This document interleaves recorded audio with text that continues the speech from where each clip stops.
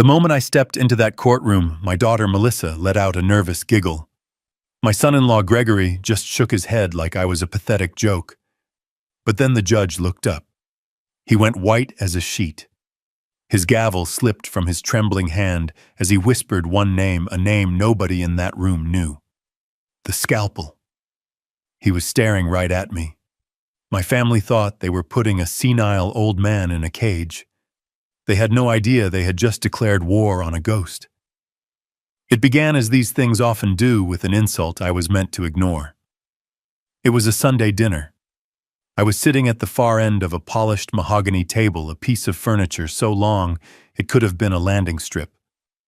My daughter Melissa and her husband Gregory Greg Walsh were holding court in their sprawling Los Angeles mansion. "The infinity pool is non-negotiable, Greg," Melissa said, her voice sharp. "It has to look seamless, like it's pouring right into the canyon." Greg, a man whose custom-made suits always seemed one size too tight, didn't look up from his phone. "Whatever you want, baby. As soon as this Ojai deal closes, you can have a pool filled with champagne." He was bragging, broadcasting his success. "It's a guaranteed 9-figure play." They were talking through me, discussing pool contractors, Greg's 9-figure deal, and Melissa's upcoming charity gala as if I were a piece of furniture. An old armchair they had inherited and didn't know where to put. I am Nathaniel Price, 71 years old, and I was invisible. Ever since Isabel, my wife, passed away 10 years ago, I had done what I thought was the right thing. I sold our large family home in Connecticut, a place filled with too many memories, and I bought the guest house tucked away on this massive property. I wanted to be close to my only daughter, Isabel's only child. I thought it was what she would have wanted.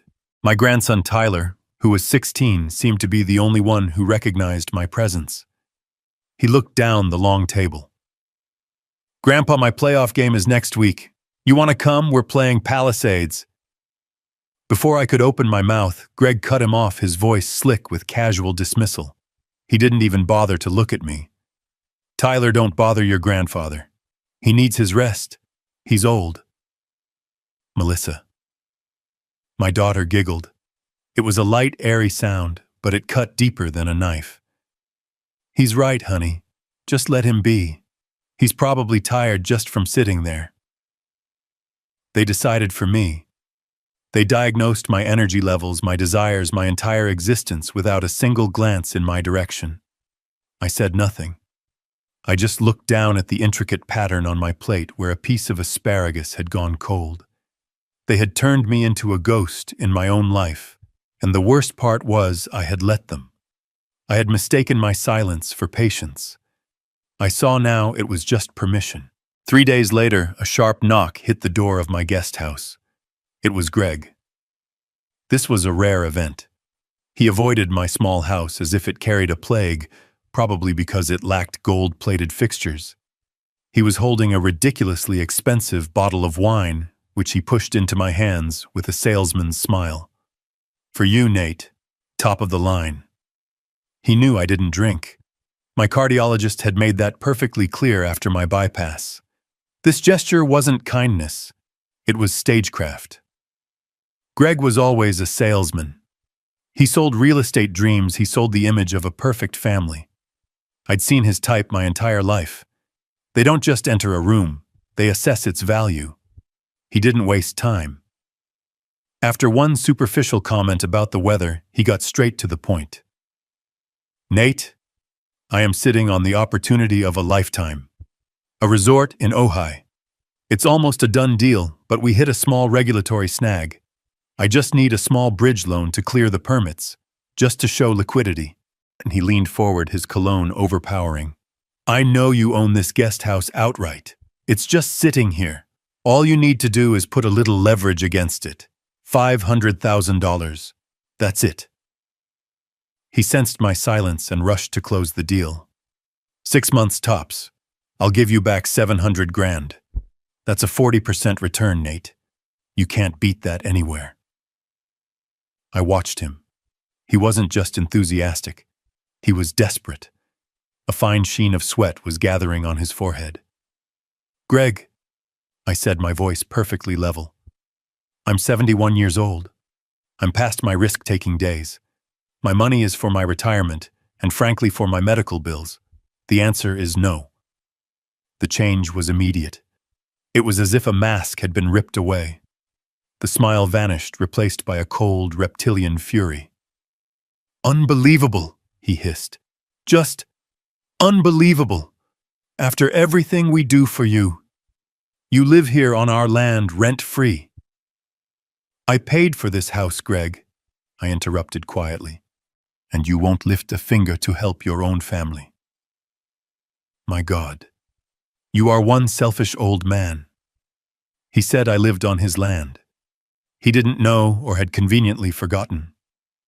When I bought this guest house 10 years ago, I didn't just buy the house.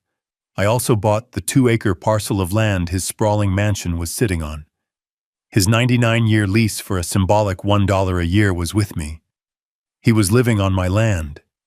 He had no idea. He threw the bottle of wine onto my coffee table with enough force to make me wince. You'll regret this, old man. You'll regret being so selfish. He stormed out, slamming the door. The vibration made the photograph of Isabel on my desk tremble. A week later, I woke up at 3 a.m. A dull ache was spreading across my chest, radiating down my left arm. It wasn't the sharp, stabbing pain of a heart attack, but the familiar, suffocating grip of angina. Stress. My cardiologist had warned me. Don't be a hero, Nate. Call for help. My first call was to the main house, to Melissa. She answered on the 4th ring, her voice thick with sleep and annoyance. Dad. What is it? It's the middle of the night. Honey, I'm not feeling right, I said, trying to keep my voice steady. I've got chest pains. It's not terrible, but can you drive me to the clinic? Just to be safe. A heavy sigh came through the phone. It was the sound of profound inconvenience. Dad, seriously, I have the big charity gala meeting first thing in the morning. The whole committee is coming here. I can't. Just call 911 if it's that bad. Don't overreact. Click. She hung up.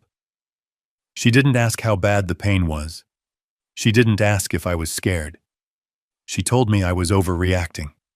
The ache in my chest tightened. It wasn't from my heart. It was from somewhere deeper. I called an Uber. I sat in the back of a Toyota Prius, clutching my chest, and let a stranger drive me to the emergency room. It was stress-induced angina. They gave me a nitroglycerin tablet and kept me for observation for 4 hours. By 9 a.m., they discharged me. I called another Uber to take me home. As we pulled up to the property's massive gates, I saw Melissa's pearl-white Range Rover. It wasn't parked at the main house. It was parked outside the Beverly Hills Spa, her charity meeting. They didn't just disrespect me. They didn't just see me as a resource to be tapped. They saw me as a nuisance, a problem to be managed, an errand to be ignored. And that was the moment I knew something had to change. I just didn't know how fast it was coming. The next morning, I was sitting with a cup of black coffee watching the fog burn off the canyon when a sharp, impatient knock echoed through my small house. It wasn't Greg. His knock was arrogant. This was professional. I opened the door to a man in a crisp uniform holding a digital scanner and a stiff white envelope. Nathaniel Price? He asked, his voice flat. I am. Legal Express Delivery. Sign here. I signed the screen. He handed me the envelope and was gone before I could close the door. It was heavy. Not with paper, but with intent. My hands were perfectly steady as I picked up a letter opener from my desk. The same one Isabel had given me 30 years ago. I slid it open and pulled out the contents. The words leaped off the page, cold and precise. It was a legal petition, a lawsuit, filed in Los Angeles Superior Court. The petitioners were Gregory Walsh and Melissa Walsh. The respondent was me. I scanned the first page, my vision narrowing. They were requesting an emergency hearing. They were seeking a conservatorship. The blood didn't drain from my face. It didn't rush to my ears. Instead, a cold, perfect clarity settled over me. They were accusing me, Nathaniel Price, of being mentally incapacitated. They claimed I was no longer capable of managing my own financial and medical affairs. They were claiming I was senile. It wasn't just an insult. It wasn't just greed. This was a legal execution. They wanted to erase me, to turn me into a non-person, a ward of the state with them holding the strings. They wanted to make my invisibility official, legally binding. I flipped the page. Exhibit A, the evidence. It was a 3-page diagnostic report from a psychological expert named Dr. Peter Lim. I read his assessment. He claimed I exhibited severe signs of dementia, paranoid delusions, and an inability to grasp financial realities. He gravely concluded that I was a danger to myself and my own assets. I stared at the name. Dr. Peter Lim. Peter Lim. A cold, dry laugh, more like a cough, escaped my lips. I had never met anyone named Peter Lim in my entire life. I didn't knock. I didn't hesitate. I held the legal petition in my hand, the thick paper a stark white against my age-spotted skin, and I walked. I walked out of my small house across the perfectly manicured lawn that separated my world from theirs, and straight toward the main house. The glass doors to the patio were open. I could hear the sound of ice clinking in glasses and light vapid music playing. They were by the pool, just as I knew they would be. Melissa was laid out on a chaise lounge, sunglasses on a magazine, balanced on her stomach. Greg was standing by the outdoor bar, pouring himself another cocktail. They looked relaxed, untroubled, like two predators who had just set a trap and were waiting patiently for their prey to bleed out. I stepped onto the patio. The music stopped. My shadow fell across Melissa. She sat up, startled, pulling her sunglasses down. "Dad, what are you doing? You're interrupting our—" Her voice trailed off when she saw the papers in my hand. She didn't look at my face, she looked at the papers. Greg turned around, a fake smile plastered on his face. "Nate, we were just—" Then he saw the petition. The smile didn't just fade. It inverted into a sneer of annoyance before he quickly masked it with false concern. I held up the envelope. "What is this?" Melissa flinched, looking away toward the pool, unable to meet my eyes. But Greg was a performer. He put his drink down, wiped his hands on a towel, and crossed his arms. He was taking a position of power. "Dad," he said, his voice dripping with condescending pity. "We were hoping you wouldn't have to see it like this. We were going to talk to you right before the hearing." "What is this?" "It's for your own good," Greg said, stepping forward. "Look, after that little heart attack incident last week, Melissa and I, we realized you just can't take care of yourself anymore. You're forgetting things. You're confused." "I had indigestion, Greg." He waved his hand, dismissing my reality. "That's what you think it was. But you were in pain. You were disoriented.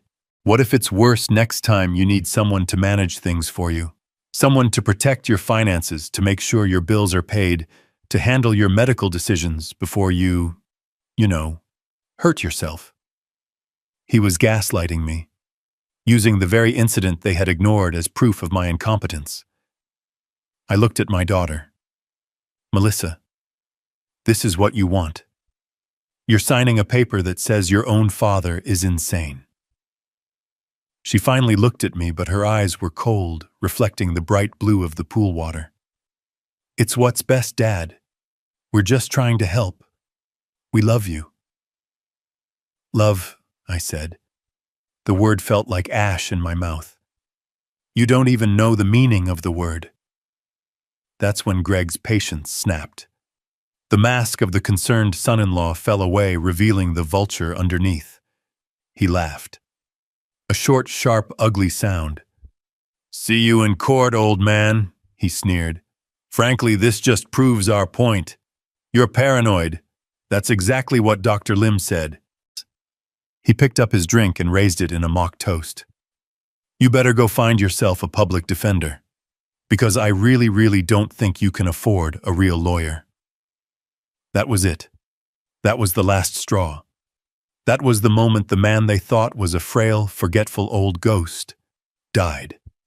And something else, something they couldn't possibly have prepared for, woke up. I walked back to the guest house. I closed the door, and the sound of the lock clicking into place was the loudest thing I had ever heard. It was the sound of a line being drawn, a final definitive boundary.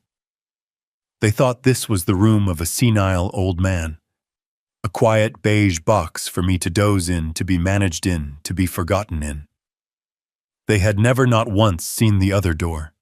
It was a solid core door at the back of my walk-in closet, hidden behind a rack of old suits I never wore. It wasn't locked with a simple key. It was locked with a biometric thumbprint scanner. I pressed my thumb to the cold glass. The light flashed green, and a heavy deadbolt slid open with a quiet, expensive snick. I stepped inside. This was my real home. There was no bed, no recliner, just floor-to-ceiling bookshelves, 3 massive computer monitors, a wall of file cabinets, and a dedicated encrypted satellite phone system. The air was cool and still. Greg thought I was a retired pencil pusher, a simple accountant who had managed ledgers for some mid-level firm in Connecticut. He thought my greatest life achievement was saving enough for a comfortable retirement. He had no idea. 30 years ago in Washington, D.C., I wasn't Nate. CEOs of Fortune 500 companies, corrupt senators, and high-level politicians, they all had a different name for me. They called me the Scalpel. I was the lead forensic investigator for the Department of Justice. I was the man they sent in when the numbers didn't just look wrong, they looked impossible. I didn't just follow the money. I dissected it. I found the financial tumors, the hidden accounts, the secret ledgers that everyone else missed. I was the man who could, and did, send 12 high-profile executives to prison with a single spreadsheet. I walked away from all of it. I buried that man. I buried him the day Isabel got her first diagnosis. I traded my secure office and the thrill of the hunt for hospital waiting rooms and chemotherapy schedules. I did it without a second thought. I became a full-time husband, then a widower, then a father trying to reconnect with a daughter I barely knew, and finally an invisible grandfather. I let the Scalpel die because my family needed Nate. Today, Gregory Walsh and my daughter just gave the Scalpel a very good reason to come out of retirement. I sat down at the console. I bypassed my normal phone line and picked up the secure receiver. My fingers didn't tremble as I dialed the 11-digit number. It was a number I hadn't used in 10 years, but one I had never ever forgotten. It rang twice. A sharp, professional voice answered on the other end. Avery Hayes. Avery, I said. It's Nate Price. There was a pause, not of confusion, of shock, of recognition. Mr. Price. Her voice was suddenly breathless. My God, I thought you'd fallen off the face of the earth. My father, he asks about you all the time. He always wondered what happened to the Scalpel. I'm in Los Angeles, Avery. I need you here. Tomorrow. Bring your best team. The ones who know how to dig. Another pause, shorter this time. The shock was gone, replaced by the steel I remembered. Just say the word, Nate. What did they do? They filed for conservatorship, I said, my voice flat. They're claiming I'm senile. They want to take control of everything. A sound came through the phone. It was a laugh. Not a humorous one, but a short, sharp bark of disbelief.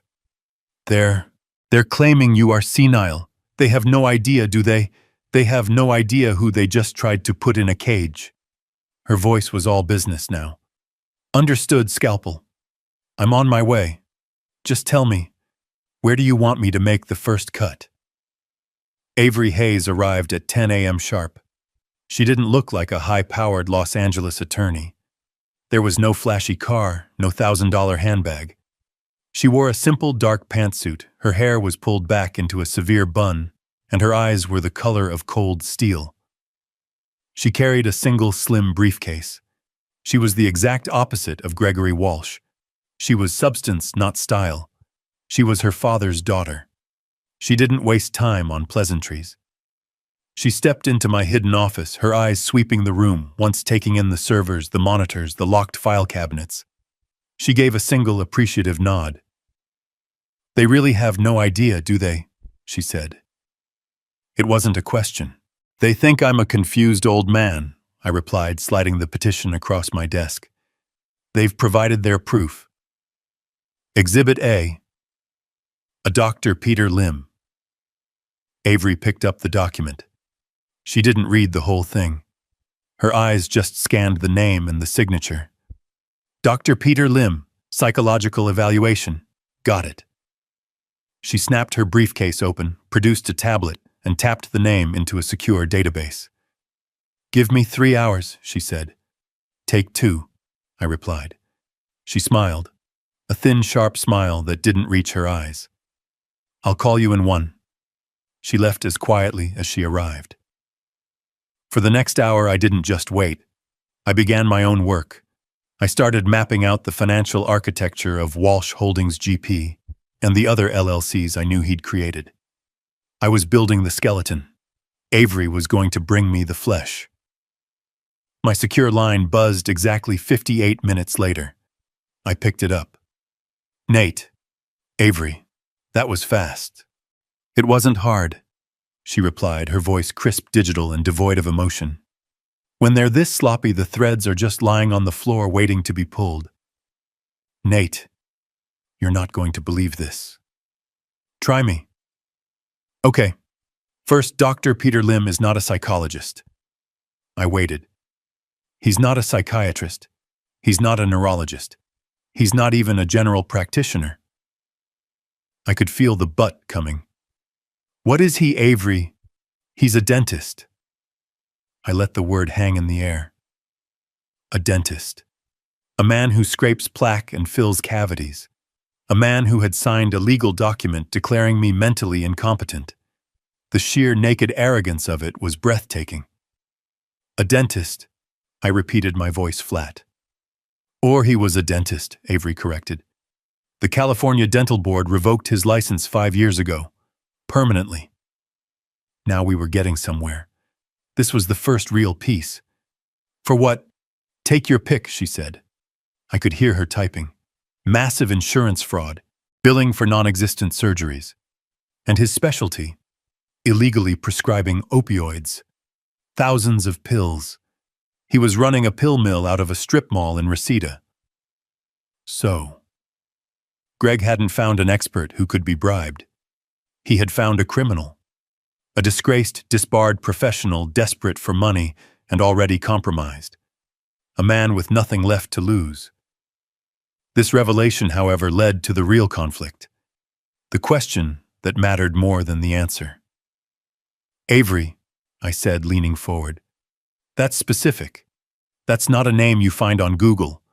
A high-flying real estate developer like Greg doesn't just know a disgraced dentist from a Reseda strip mall. How did he find him?" "That," Avery said, her voice tightening, "is what I spent the last 40 minutes digging into." You're right. It wasn't a social connection. It wasn't a random find. It was a financial one. Go on. "I'm looking at Lim's criminal file right now. When he was arrested 5 years ago, he was facing 10 felony counts. Bail was set at $100,000. He didn't have it." "A bail bondsman?" I murmured, my mind already connecting the dots. "Exactly. A bondsman covered the note, but the bondsman required a guarantor. Someone to co-sign to put up the collateral in case Lim skipped town." I felt a coldness settle in my chest that had nothing to do with my heart condition. "Who guaranteed the bond, Avery?" She paused, just for a second, to let the impact land. A shell corporation, an LLC registered in Delaware, with a single-purpose asset management. What's the name of the company? I asked, though I already knew the answer. Walsh Holdings GP, she said. My God. I leaned back in my chair. The pieces didn't just fall into place. They slammed together. Greg hadn't found Dr. Lim last week. He hadn't bribed him last month. He had owned him for 5 years. He paid the man's bail. He likely paid for his defense lawyer. He had kept this dirty, compromised asset on a leash hidden in his back pocket for half a decade. Waiting for the day he would need a doctor to sign a piece of paper. This wasn't an impulsive act of greed, because I refused his loan. The loan request. That was just him testing the waters. This was a contingency plan. This was premeditated. He had been planning to declare me incompetent and seize my assets for years. Avery, I said, my voice low and hard, you've disarmed their primary weapon. You neutralized the medical expert. Now it's my turn. You keep digging on the legal side. Find everything you can on Lim's case files. Find the name of the lawyer Greg hired. I'll handle the numbers. She nodded already on her way out the door. Be careful, Scalpel. They should have been, I replied. I closed the door to my office, the world shrinking to the glow of my 3 monitors. This was where I lived. Not in the quiet guest house, but here inside the data. Greg thought I was a relic. He thought finance in my day was done on paper ledgers with green visors. He had no concept of what I was. I was a digital ghost, and I was about to haunt every server he had ever touched. I started with the company that paid Lim's bail, Walsh Holdings GP. It was a Delaware LLC, of course. Anonymous. Shielded. Greg was sloppy, but he wasn't stupid. He knew the basics of asset protection. He had layered his corporate structure. Walsh Holdings was owned by Ojai Crest Properties LLC, which was in turn owned by the Walsh Family Trust. A nice little nesting doll of legal entities designed to make it impossible to see who really owned what. But he made an amateur's mistake. A critical, fatal error. He was arrogant. He was in a hurry. And he was cheap. To register all these different LLCs to file the paperwork with the Secretary of State in Delaware and California to set up the bank accounts, he used the same personal email address for every single one. It was an old address, a burner he probably thought was clever. Greg Walsh, hotmail.com. An account he likely hadn't logged into for years. An account he thought was long dead and buried. He didn't know that old email servers never truly delete anything. I didn't need to hack his email. That would be illegal, and I was going to do this by the book. But I didn't need to read his mail. I just needed to see who he was talking to. I ran the email address through a series of databases. I still had access to backdoors into the financial mainframe that the DOJ had set up decades ago and forgotten to close. I was looking for patterns. Correspondence with banks, wires, loan applications. Within 20 minutes, I had a hit. A big one. The email address was tied to a secure data room, a virtual vault where lenders and borrowers exchanged sensitive financial documents. And Greg had been very, very busy. The data room wasn't with a normal bank, not a Wells Fargo or a Chase. It was with a private equity firm. A name that made the hair on my arms stand up. Citadel Apex Capital. These weren't bankers. They were vulture capitalists.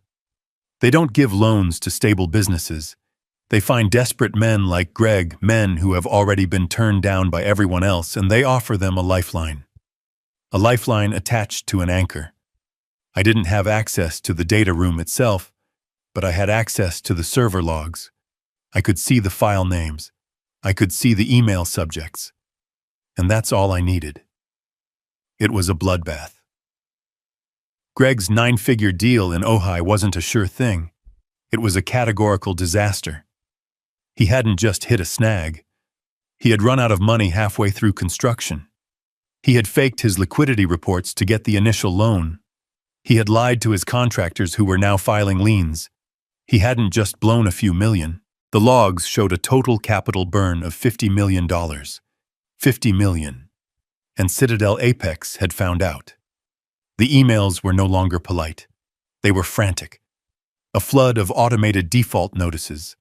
Then the personal emails. Greg begging for an extension. Just another 60 days. The project is solid. A temporary cash flow problem. And then the final email. The one that explained everything. It was from Citadel Apex, sent 1 week ago, the day after I refused Greg's $500,000 loan request. It was a capital call. The fund wasn't just angry. They were activating the emergency clause in their contract. They were demanding an immediate lump sum interest payment, not $500,000. $5 million. They gave him a deadline. 10 business days. If he didn't pay, they wouldn't just seize the Ojai property. They would activate the cross-collateralization clause in his contract, a clause I was certain he had signed without reading, which meant they would seize everything. His Walsh Holdings Company, the mansion, Melissa's Range Rover, every penny in every account tied to his name. They were going to wipe him out. I stared at the screen, the pieces clicking into place with a horrifying, perfect logic. He didn't need my $500,000 as a bridge loan. He needed it as a desperate good-faith payment to hold off the wolves. And when I said no, he activated his contingency plan. The plan he had been sitting on for 5 years. He didn't just want my little guest house. He wasn't suing me to get control of my retirement fund. He was suing me because he was bankrupt. He was suing me to get his hands on my entire estate, an estate he clearly believed was worth far more than the $500,000 he'd asked for. He needed to liquidate everything I owned, not to build his resort but to save his own skin. He wasn't just trying to rob me. He was trying to sacrifice me to save himself. A new question formed in my mind. A cold, hard question that settled in my gut. Wait a minute. Greg was bankrupt. He was facing a $5 million capital call. He was a cornered animal bleeding money from every pore. So where did he get the cash to attack me? A lawsuit like this, even a fraudulent one, isn't cheap. Lawyers, even the bottom-feeding kind he would hire, demand retainers. They don't work on credit. And Dr. Lim, a disgraced, disbarred criminal, he wouldn't have signed his name to a piece of perjury for a promise. He would have demanded cash up front and lots of it. Where did Greg, a man who couldn't pay his own bills, get $50,000 or $100,000 in liquid cash to file this suit? My mind flashed back to the Sunday dinner, to Greg bragging about his Ojai deal, but also to Melissa. What was she bragging about? The pool numb. It was her charity, the upcoming gala, the fundraiser. My heart sank. When Isabel died, I took a portion of the money from the sale of our Connecticut home, several $1,000,000, and placed it into a charitable trust. I called it the Isabel Price Foundation. Its mission was to fund the kind of early-stage cancer research that might have saved her. I made Melissa the managing director. I thought it would give her purpose, give her a connection to the mother she lost. I was the founder, of course, with full oversight rights, but I had never exercised them. I trusted her. It was my wife's name. It was my daughter. I picked up the phone and dialed the private bank in Boston that managed the foundation's assets. A banker I hadn't spoken to in 5 years answered, his voice full of surprise when I identified myself. "Mr. Price, what a pleasure. We usually only hear from Melissa." "I'm sure you do," I said, my voice cold. "I'm invoking my founder's rights. I need a full detailed statement of all expenditures and transfers from the Isabel Price Foundation for the past 12 months. I need it in the next 5 minutes. Secure email." "Sir, that might take some time to compile." 5 minutes, I said, and I hung up. My secure inbox chimed 3 minutes later. The PDF was attached. I opened the file. My hands were perfectly still. I looked at the top line. The total asset value. It was supposed to be well over $3 million. The number staring back at me was 412,000. I scrolled down, my blood turning to ice. The foundation was hemorrhaging money. I saw the usual small donations I expected. 5,000 to a research lab here, 10,000 to a hospice there. And then I saw them. The other charges. Administrative fees, consulting fees, event planning services. They were massive. $150,000 paid out 2 months ago. The recipient, Walsh Holdings GP, Greg's company. He had billed his wife's charity for consulting. Another charge, $80,000, for gala planning services. The vendor was listed as LA Premier Events LLC. It took me less than 60 seconds to run the name. It was a shell company registered 3 months ago. Its corporate address was a P.O. box in Van Nuys, and the sole proprietor listed on the filing, Gregory Walsh. He was paying himself $80,000 to plan his own party. But the final devastating, soul-crushing piece of evidence wasn't in the line items. It was in the proof of payment. I clicked on the links to the scanned checks. The bank provided them for all transactions over $20,000. The check for $150,000 to Walsh Holdings. The check for $80,000 to LA Premier Events. I looked at the signature line. The elegant, flowing signature authorizing the transfers. It wasn't Greg. It was Melissa Walsh. I closed my eyes. I had prepared myself for Greg's corruption.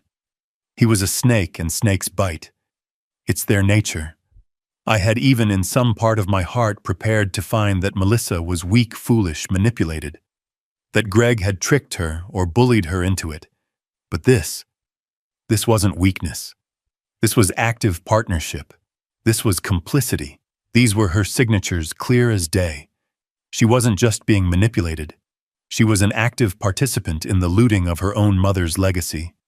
She was stealing money meant for cancer patients, stealing it from a fund named after her mother. And she was using that stolen money to what? To fund her husband's collapsing fantasy? No. It was worse. I looked at the dates. The first major transfer was 6 weeks ago. The second was 3 weeks ago. This was the seed money. This was the money they were using to pay the lawyers to have me declared insane. They weren't just robbing me.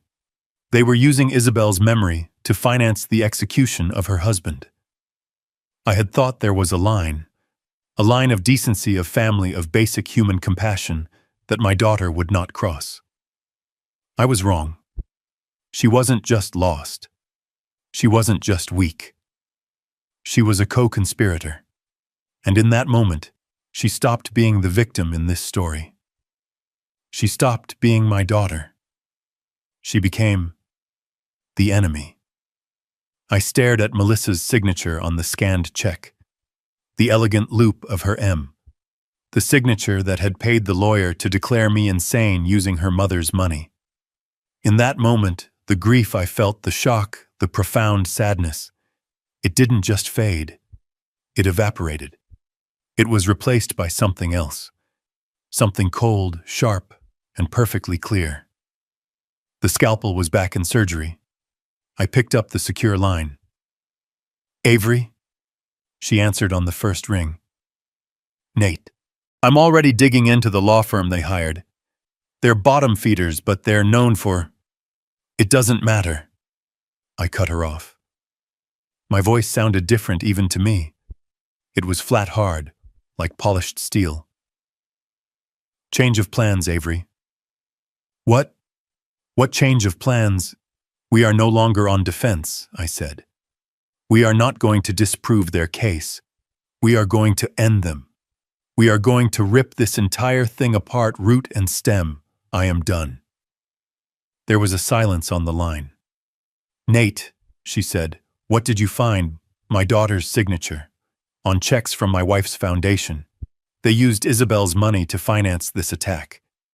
"My God, Nate." "Save your sympathy," I said. I need data. You found the vulture fund he's in bed with, the one that's about to wipe him out. I need their name. Now. I heard the rapid, precise click of her keyboard.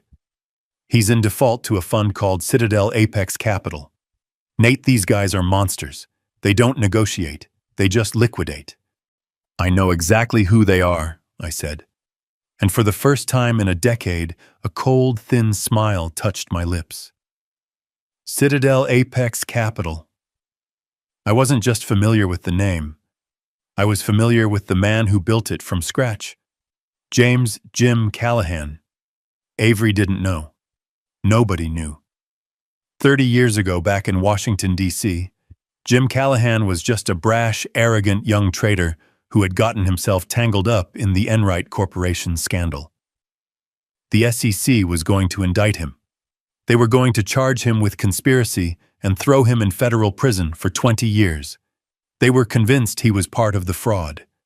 They were wrong. He was greedy, yes. Arrogant, absolutely. But he wasn't a criminal, not then. I was the lead investigator on that case. I was the one who spent 3 sleepless nights digging through the server data past the doctored ledgers and found the exculpatory evidence. The original time-stamped trades that proved Jim was a victim of the fraud, not a participant. I saved him. I saved his career. I saved him from prison. I did it because it was the truth, and my job was to make the books balance. Jim Callahan went on to build Citadel Apex into a billion-dollar empire. He never forgot. He had called me once 10 years ago after Isabel passed away. His voice was quiet. Nate, he'd said, I know what you did for me. If you ever need anything, a new life, a new career, a blank check, you just call. I never called. Until today. Avery. I said, my voice all business. I'm going to handle Citadel Apex. I need you to do something else. Immediately. I need you to draft a writ of seizure. A writ? On what grounds? We don't have a judgment, Nate. You will, I said. I switched lines, my fingers already dialing a number I knew by heart. A private direct line to Jim Callahan's personal office. His assistant tried to block me. Mr. Callahan is in a board meeting. Tell him the scalpel is on the line, I said. Tell him it's about Enright. I was on hold for less than 3 seconds. Nate? His voice was booming, confident, but held a trace of fear. The fear of a ghost from the past. Nate Price, is everything okay? Hello, Jim, I said. It's been a long time. I'm not calling about the old days. I'm calling to cash in my chip. Silence. Then one word. Name it. You have a loan out to a man named Gregory Walsh, a project in Ojai. He's in default. He's bankrupt. Walsh, I heard him typing. Yeah, a $50 million disaster. My team is moving to seize his assets on Monday. The man's a fool. I don't want you to seize his assets, Jim. I want you to sell me the debt. All of it. The note, the collateral, the default. Everything. Sell it to you, Nate. It's toxic paper. I'm not buying it as an investment, I said. I want to be his sole creditor. I will wire the full outstanding principal, the $5 million, right now. From a blind trust. No paper trail back to me. Just a quiet transfer of ownership. He was smart. He didn't ask why. You want to be the monster, Nate? Fine. You saved my life. It's the least I can do. He barked orders to someone off phone. My lawyers will execute the transfer. It'll be done in an hour. The debt is yours. Thank you, Jim. No, Nate, he said, his voice deadly serious. Thank you. Good hunting. I hung up. I called Avery back. It's done, I said. Citadel Apex no longer holds the note. I do. Avery gasped. I could hear her sharp intake of breath. Nate, you bought his debt. You're his bank. I'm his nightmare, I corrected. Now finish drafting that writ of seizure. He is in default on a $5 million loan. To me. I want the lien on that mansion. I want his cars. I want his Walsh Holdings LLC. I want it all. I'll have the server at his door in an hour. No, I said. No. You hold that paper. He's expecting a fight over my sanity. He has no idea his entire life is on the line. We are not going to serve him. We are not going to warn him. I looked at the date on the petition. The court date. We are going to walk into that courtroom, and we are going to hand it to him, right in front of the judge. We are in a long, fluorescent-lit hallway outside Department 5B. Avery Hayes looks at me, her face impassive, holding a single slim briefcase. Nate, are you ready? I adjusted the cuffs of my shirt. I wasn't wearing the soft knit sweaters and corduroys they were used to. I wasn't wearing the clothes of a man fading into beige invisibility. Today I was wearing armor. It was a charcoal gray single-breasted suit from Savile Row. I hadn't worn it in over a decade. The last time I put it on, I was stepping into a hearing room to testify before the Senate Banking Committee. It still fit perfectly. I had my hair cut. I was clean-shaven. I was not the man they thought I was. I was the man I had been. I'm ready, I said. The doors opened. We walked in.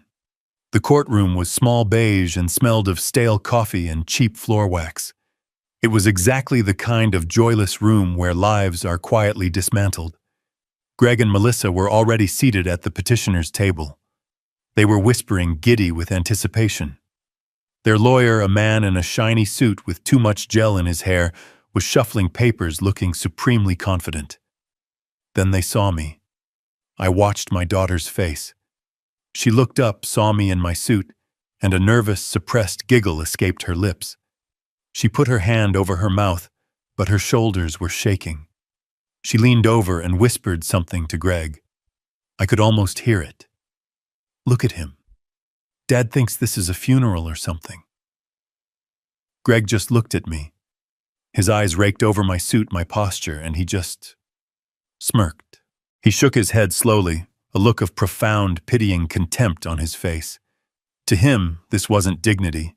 This was a pathetic last-ditch effort, a dying animal puffing up its fur. His lawyer glanced at me, sized me up as a frail 71-year-old man playing dress-up, and dismissed me. He turned back to his notes. They had no idea. I sat down at the respondent's table. Avery placed her slim briefcase on the table and sat beside me, a pillar of quiet, coiled strength. We said nothing. We just waited. All rise, the bailiff intoned, his voice bored. We stood. The judge entered from a side door, robed, looking tired. He looked like a man who had seen too much and was paid too little. He settled into his high-backed chair, the leather groaning under his weight. Please be seated. He put on a pair of gold-rimmed reading glasses and picked up the day's docket. His nameplate read, Judge John Carmichael. Good morning, he mumbled, his voice a monotone. We are here for the first item on the docket, case number 881B, in the matter of the conservatorship of Nathaniel Price. He read the name, then, as procedure dictated, he looked up from his papers. He looked over the top of his glasses to identify the respondent. He looked right at me. The air left the room. The judge didn't just pause. He froze. His face, which had been a mask of tired bureaucracy, went white. Ashen. His eyes, magnified by the glasses, widened in disbelief. The cheap ballpoint pen he was holding slipped from his fingers. It clattered loudly onto the wooden desk, the sound echoing in the dead-silent courtroom. Greg and Melissa were staring at him, confused. Their lawyer looked up, annoyed by the interruption. The judge's hand, the one that had dropped the pen, was visibly shaking. He stared at me, his mouth slightly open.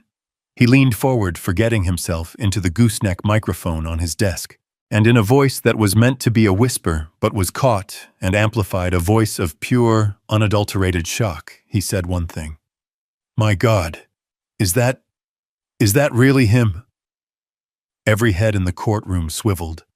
They weren't looking at the judge anymore. They were all staring at me. Greg and Melissa's faces were blank with confusion. What was happening? This wasn't part of their plan. I recognized him too. Oh yes, I recognized him. John Carmichael. But the man I knew wasn't a 60-year-old judge with a weary face. The man I knew was a 35-year-old assistant U.S. attorney, terrified, ambitious, and in way over his head. He had been handed the biggest case of his young career, the Enright Corporation fraud. $1 billion house of cards. And he was losing.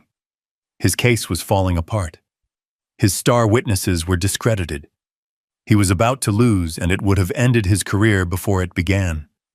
Until his expert witness took the stand. I was that expert witness. I was the man they brought in when the numbers were a tangled mess of lies. I was the one who in a single day took $1 billion fraud and laid it bare on a single spreadsheet for the jury to see.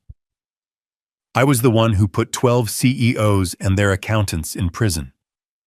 John Carmichael hadn't just known me. I had made him. I had handed him his career on a silver platter. Judge Carmichael's face was pale. He gripped the edges of his desk. He was no longer looking at a senile old man. He was looking at a ghost from his past. He was looking at the man they used to call the scalpel. He finally tore his eyes away from me and slowly, deliberately turned his gaze to the petitioner's table. He glared at Greg's slick, smiling lawyer.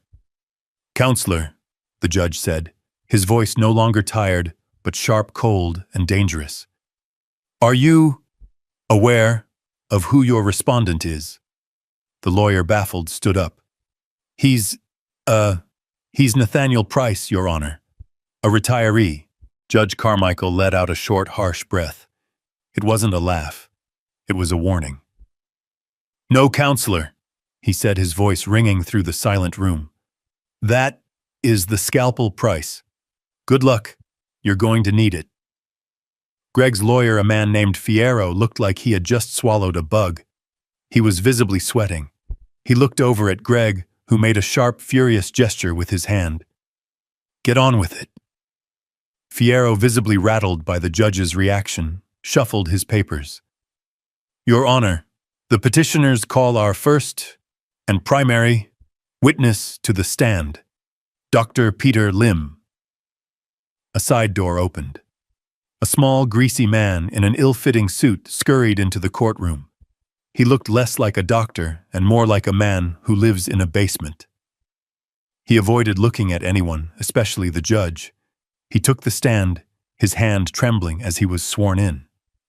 Fierro, trying to regain his footing, began. "Dr. Lim, did you have occasion to evaluate the respondent, Nathaniel Price?" "I did," Lim said, his voice oily and rehearsed. He was reading from a script. "I conducted a full psychological workup." "And what were your findings?" Dr. Lim put on a pair of smudged glasses. "Mr. Price presented with severe signs of cognitive decline. His short-term memory is frankly non-existent. He exhibits classic symptoms of paranoid delusion, particularly concerning his family's finances and their intentions toward him." I sat perfectly still. He was describing the man they wanted me to be. "In your professional opinion, Dr. Tim," Fierro pushed on, "is Mr. Price capable of managing his own affairs?" "Absolutely not," Lim said, shaking his head with faux sadness. "He is a danger to himself and his own assets. He requires immediate full-time supervision." Fierro smiled, a weak, triumphant little smile. "Thank you, Doctor. Your witness." He sat down, looking relieved. Avery Hayes stood up. She didn't have a stack of papers. She didn't have a laptop. She held a single piece of paper as she walked slowly toward the witness box. The courtroom was silent. "Good morning, Dr. Lim," she said. Her voice was polite, quiet, but it cut through the room like a scalpel. "Or perhaps I should call you Mr. Lim. It is Mr., isn't it?" Lim blinked, confused. It's Doctor." Is it your honor I have no record of Mr. Lim being a licensed psychologist, or a psychiatrist, or a neurologist? She turned back to him. Mr. Lim, what kind of doctor are you? I have a medical background, he stammered, looking at Fierro for help. Fierro jumped up. Objection, relevance, this is character. Overruled. Judge Carmichael snapped, his eyes fixed on Lim. Sit down, counselor. The witness will answer the question. What is your medical background, Mr. Lim? Lim swallowed. I was a dentist. A murmur went through the court. Greg's face was white. A dentist, Avery repeated, letting the word hang in the air. Or to be more accurate, a former dentist. Isn't that right, Mr. Lim? I'm retired, he lied. Retired. Avery's voice was sharp. Or was your license to practice dentistry permanently revoked by the state of California in 2019? Lim started to shake. That's not... It's a public record, Mr. Lim. Avery continued, relentless. Revoked for gross misconduct, specifically for insurance fraud and for operating an illegal prescription pill mill out of your Reseda office. Is that correct? Lim had no answer. He was a cornered rat looking wildly between Greg and the judge. Greg's lawyer was on his feet again. Objection. Objection. This is badgering. This is cross-examination, counselor, the judge barked. And it's fascinating. Please continue, Ms. Hayes. Avery took a step closer to the box. Just one more question, Mr. Lim, for your expert opinion. Did you or did you not receive a payment of $25,000 from a corporation named Walsh Holdings GP 3 days before you signed this fraudulent diagnosis? Objection! Fierro screamed, his voice cracking. Speculation, no foundation. Avery didn't even look at him. She turned to the judge. Your Honor, I have the bank transfer record right here. She walked to the overhead projector and placed the single sheet of paper onto the glass. The image flashed onto the wall, a stark black and white receipt font for the entire courtroom to see. From Walsh Holdings, GP, to Peter Lim, amount $25,000, all memo consulting, Judge. Carmichael's face turned a deep, furious red. He glared at Lim, who looked like he was about to be sick. Mr. Lim, the judge's voice was a low growl of thunder. You are under oath. You have just committed blatant, egregious perjury in my courtroom. You have filed a fraudulent document with this court in a criminal conspiracy with the petitioners. He pointed a shaking finger at the bailiff. Bailiff, take this man into custody. He is under arrest for perjury. The sound of the handcuffs clicking shut echoed in the stunned silence. Melissa let out a small, terrified squeak. Greg was rigid, staring at his star witness being led away. Their entire case had just been put in handcuffs. Greg's lawyer, Fierro, was completely adrift. He was sputtering, his notes scattered. His star witness was in handcuffs, his entire case had evaporated, and the judge was looking at him like he was something he'd scraped off his shoe. Greg was beyond pale. He was a furious, blotchy red. He was vibrating with rage. He grabbed Fierro by the sleeve and hissed something in his ear. Fierro, looking terrified of his own client, stood up shakily. Your Honor, he stammered, my client, Mr. Walsh, would like to take the stand. To clarify this unfortunate misunderstanding. Judge Carmichael raised an eyebrow. Oh, he does he? He wants to testify. After his primary witness was just arrested for perjury in a conspiracy with him. The judge looked at Avery. Ms. Hayes, any objection? Avery stood. Not at all, Your Honor. We would be delighted to hear what Mr. Walsh has to say. Very well, the judge said, his voice laced with ice. Mr. Walsh, take the stand. You are, of course, under oath. Greg shoved his way to the witness box, practically pushing the bailiff aside. He was trying to project confidence, but he was a man drowning, and he was just making more bubbles. He sat down, gripping the railing of the box until his knuckles were white. Your Honor, Greg started, his voice a slick, practiced performance of a wounded victim. He was trying to speak directly to the judge, ignoring Avery, ignoring me. This is a travesty. My wife and I, we are worried about him. That's all this has ever been about. He pointed a finger at me. He is confused. He's paranoid. He locks himself in that little house for days. He hides his finances. He accused me of trying to steal from him, for God's sake. All we wanted to do was help him, to protect him from himself. And now this. He was trying to look heartbroken. It came across as monstrous. He's not lucid, Your Honor. He doesn't know what he's doing. Fierro, seeing an opening, asked, so your only motivation was concern for his well-being? 100%, Greg said, oozing false sincerity.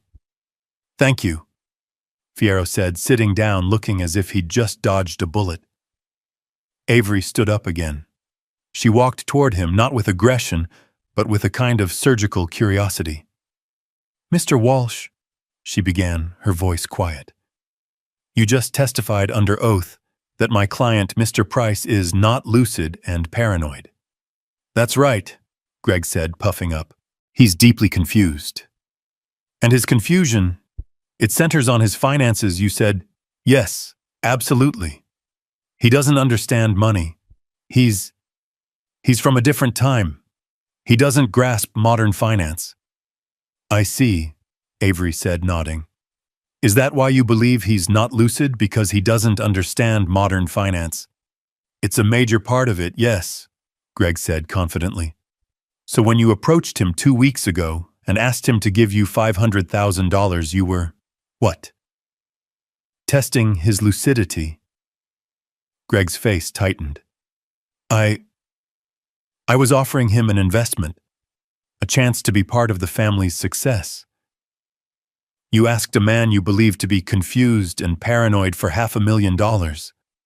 Avery asked, her voice still mild. Greg saw the trap and tried to dance around it. It was his refusal that proved our point. I offered him the deal of a lifetime. A golden opportunity. A guaranteed 40% return in 6 months on my Ojai resort project. It was a slam dunk. He turned to the judge again, playing the reasonable man. Your Honor, he refused. He said it was too risky. He was too senile, too scared to see a golden opportunity when it was staring him in the face. That's when I knew. That's when Melissa and I knew. He had truly lost it. He was no longer capable of making sound financial decisions. He was letting his paranoia get in the way of a fortune. He had done it. He had under oath linked his entire claim of my senility to my refusal to give him money. He had built his own gallows. Now Avery was going to kick the chair. A golden opportunity, Mr. Walsh? Avery asked. She was no longer curious. Her voice was cold. A slam dunk. Absolutely, Greg said, arrogant to the last. That project is gold.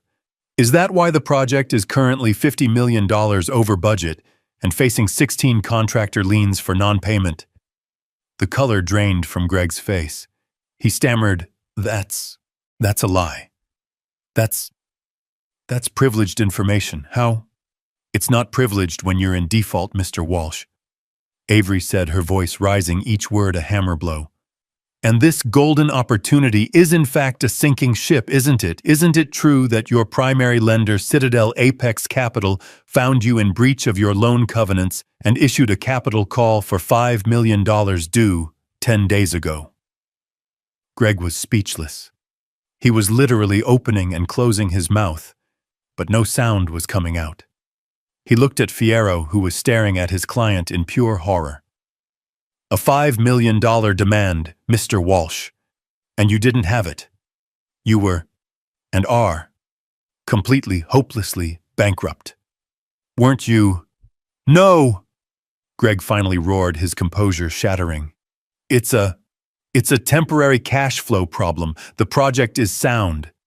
Is it? You were bankrupt? Avery pressed, relentless. You had no money. Your credit was frozen. And yet, you found the money to hire Mr. Fierro. You found $25,000 in cash to bribe a disgraced dentist. She took a step closer. My question, Mr. Walsh, is, where did you get that money? Greg was trapped. He looked at Melissa. He looked at the judge. He had no answer. Avery provided it for him. You got it, she said, her voice dropping, filled with contempt. From a charity? You got it from the Isabel Price Foundation. At the sound of her mother's name, Melissa, who had been frozen in her seat, let out a tiny, choked sound. Isn't that right, Mr. Walsh? Avery thundered. When you were broke, when your empire was collapsing, you turned to your wife and you had her sign checks. You convinced her to steal from her dead mother's cancer charity. You can't prove that, Greg spat. I can, Avery said. She held up a new set of documents. $150,000 paid to Walsh Holdings for consulting fees. $80,000 paid to LA Premier Events, a shell company you own for gala planning. A total of $230,000 embezzled from a fund for cancer research. She turned and looked for the first time at Melissa. He didn't just lie to the court, Melissa. He lied to you. That's when my daughter broke. She shot to her feet, her face a mask of disbelief and rage, and she screamed at her husband. You lied to me. You told me those were legal administrative fees. You told me it was all approved. You were stealing from my mother. Greg finally completely lost it. All the charm, all the performance, all the arrogance boiled away, leaving only the raw, ugly, desperate man underneath. He stood up in the witness box, his face purple, and he pointed a shaking finger, not at Avery, not at Melissa. He pointed it at me. Shut up, Melissa! He shrieked, his voice cracking. Just shut up! This is all... It's his fault, all of it. That selfish old man. He had the money. He could have fixed everything. He just had to write a check, and he said no. He made me do it. It's all his fault. The courtroom was chaos. Melissa was sobbing a hysterical, ugly sound. Greg was screaming at her to shut up, his face a mask of purple rage. His lawyer Fierro was desperately trying to object, but Judge Carmichael just waved him into silence, his face a thundercloud. He banged his gavel, the sound cracking through the room like a gunshot. Silence! He roared. Mr. Walsh, you will sit down and be silent, or I will have you held in contempt. Madame, control yourself. Greg collapsed back into his chair, breathing hard. Melissa sank down, her sobs turning into choked, wet gasps. The room was deathly quiet, the only sound the click of the bailiff's radio. Judge Carmichael's eyes, cold and furious, swiveled from the wreckage of the petitioner's table to me. He stared at me for a long moment. The anger in his face softened, replaced by something else. Respect. And a deep, profound curiosity. Mr. Price, he said, his voice now calm, but carrying the full authority of the bench. Your opponents have made their case such as it was. He gestured to Greg. He has just confessed under oath to a litany of financial crimes, but the petition is still before me. Do you have anything you wish to say in your defense regarding your own competency? I rose to my feet. Slowly. I didn't lean on the table. I didn't waver. I stood straight, my hands clasped loosely behind my back. The room was so quiet I could hear the hum of the fluorescent lights. I looked at Greg. I looked at Melissa. And then I looked at the judge. Thank you, Your Honor. I said, my voice clear and strong. It echoed in the small room. But I'm not here today to argue about my sanity. I am not here to defend myself. My competency is not in question. My record speaks for itself. I paused, letting the words land. No, Your Honor, I continued. I didn't come here today to be a respondent. I came here to file a criminal complaint. Fierro leaped to his feet. Objection! This is theater! This is not the proper venue. Sit down, counselor, Carmichael roared. You opened this door. You brought this man into my court accusing him of delusion. The court will hear what he has to say. Proceed, Mr. Price." I turned my gaze to Greg. He was staring at me, his eyes wide with a new dawning horror. "Mr. Walsh has just confessed to part of it," I said, my voice flat, like an anatomist describing a corpse. "He confessed to embezzling $230,000 from a charitable foundation. My wife's foundation. The Isabel Price Foundation." I then turned my gaze slowly, deliberately, to my daughter. She was watching me, her face streaked with tears and mascara, her eyes pleading. "But he didn't act alone," I said, holding her gaze. "He couldn't. He needed a signature. He needed the signature of the foundation's director." I looked back at the judge. "And you, Melissa, daughter, you signed the checks.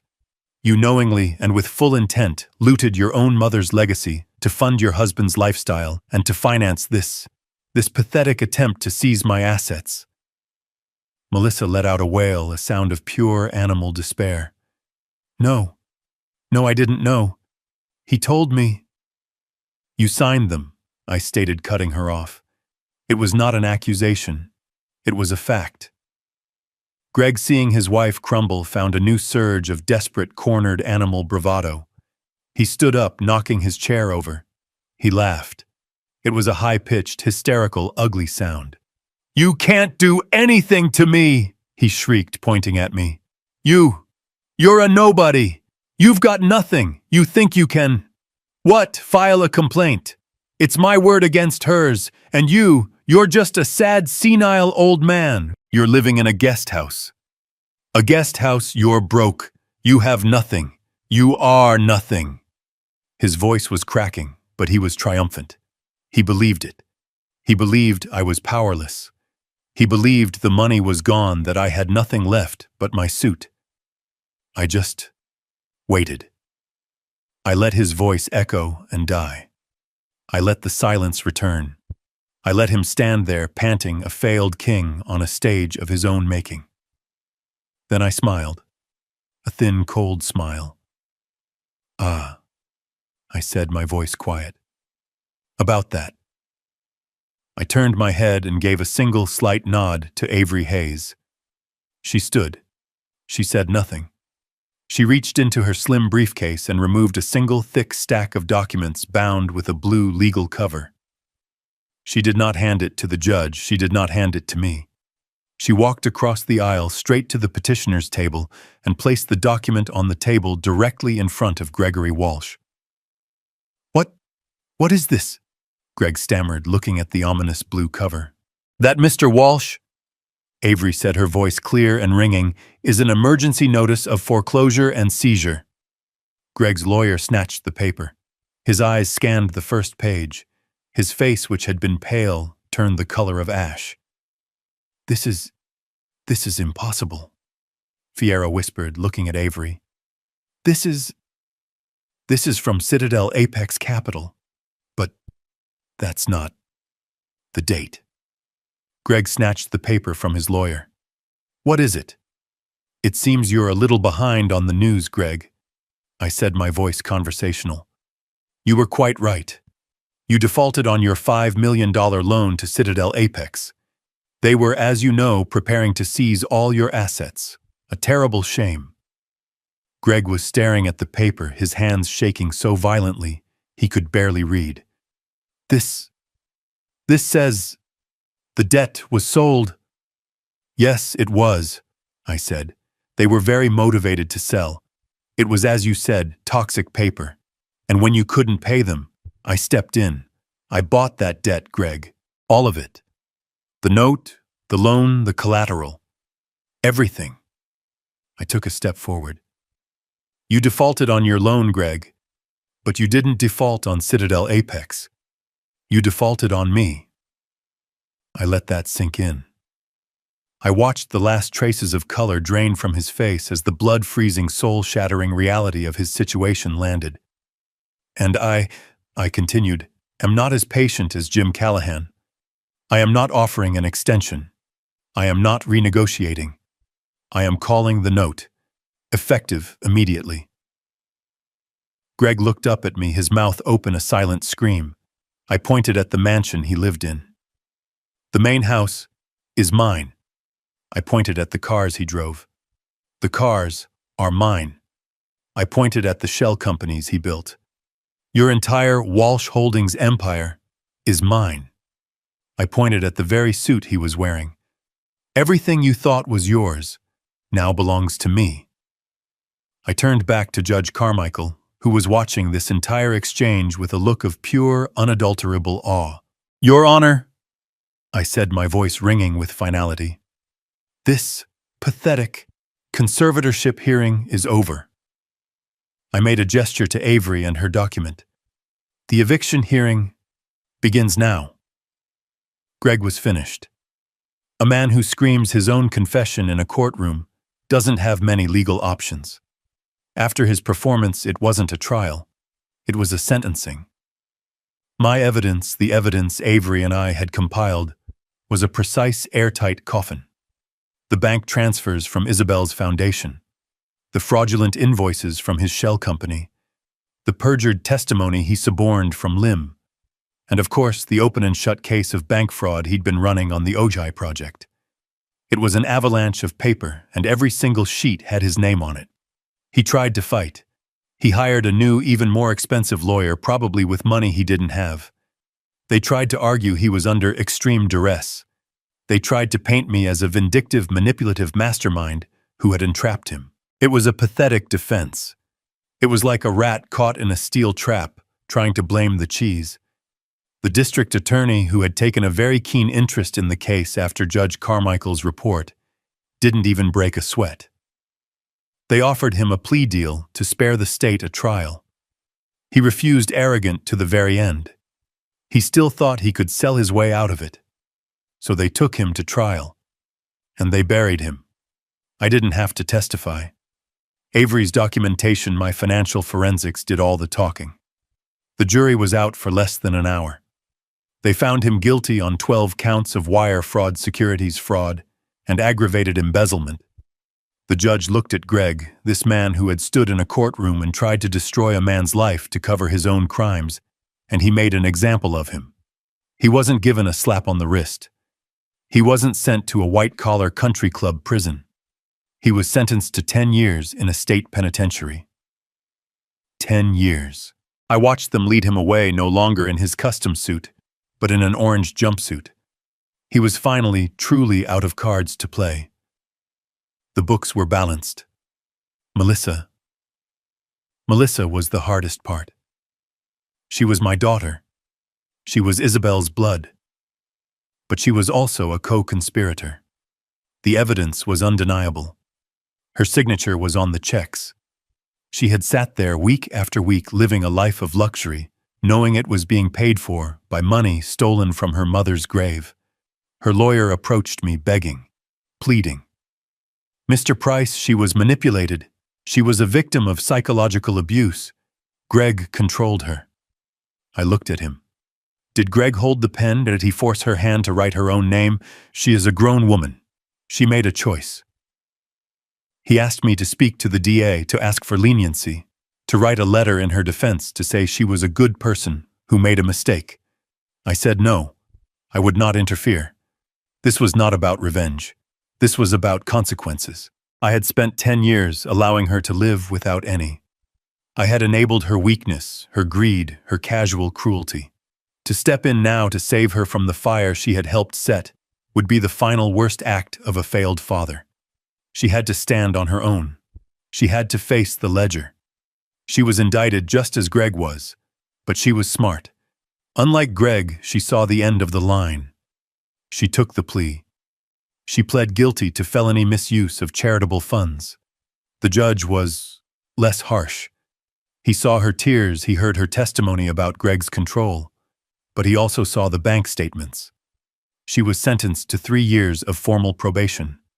She was ordered to pay back every single cent, all $230,000, to the Isabel Price Foundation.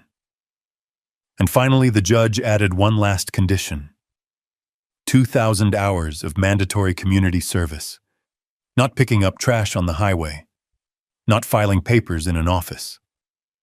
He assigned her to the Glenwood Gardens nursing home, specifically to the locked ward dementia and Alzheimer's unit. For the next 2 years, my daughter, the woman who tried to have her father declared legally senile so she could steal his money, would spend every weekend bathing, feeding, and cleaning up after men and women who were truly lost. Men and women who didn't know their own names, who couldn't remember their children's faces. I wanted her to see it. I wanted her to smell it. I wanted her to understand in her bones the reality of the weapon she had tried to use against me. It was a just sentence. It was perhaps the only education she had ever truly received. 6 months passed. The silence that fell over the property was absolute. The grand, ridiculous mansion that Greg and Melissa had built was gone. I had it sold at auction.